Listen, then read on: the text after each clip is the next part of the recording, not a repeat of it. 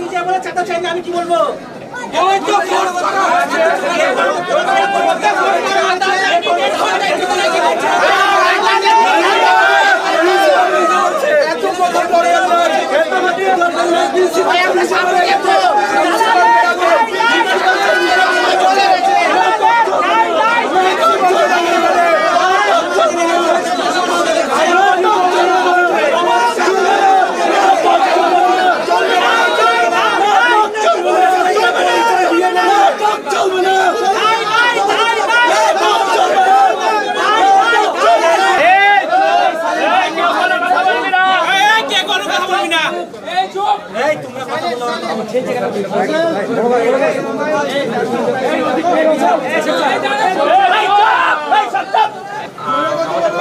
ভুলের কারণে আমরা আপনাদের প্রতিষ্ঠানে আপনাদের যারা এখানকার সমন্বয়ক আছেন এবং এখানকার দায়িত্বশীল আছেন তাদের সাথে সমন্বয় না করে এটা ব্যক্তি পর্যায়ে আসা হয়ে গেছে। তো আমাদের এই ভুলের কারণে আমরা আমাদের পক্ষ থেকে আপনাদের কাছে আমাদের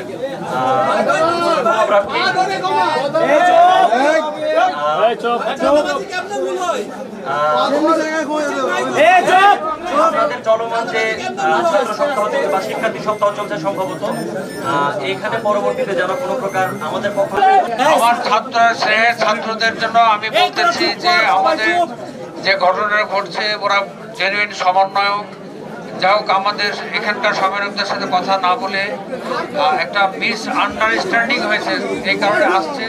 তারা ক্ষমা চেয়েছে, তো ওরা নিজ করে ক্ষমা করবা। ক্ষমা অবশ্যই একটা মুসলমানের একটা ধর্মের একটা মহৎ গুণ।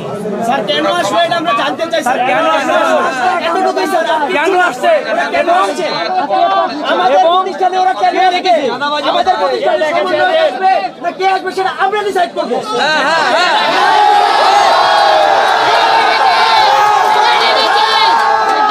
এই দেশ কি সত্যি জনগণের দেশ? সত্যি জনগণের হতো, এই দেশ যদি সত্যিকারের অর্থে জনগণের হতো এবং জনগণই যদি দেশের মালিক হতো, দেশে যদি সত্যিকারের গণতন্ত্র থাকতো, আজকে অন্তর্বর্তীকালীন সরকারের আমলেও 100 টাকা রিচার্জে 56 টাকা ভ্যাট কেটে দিচ্ছে।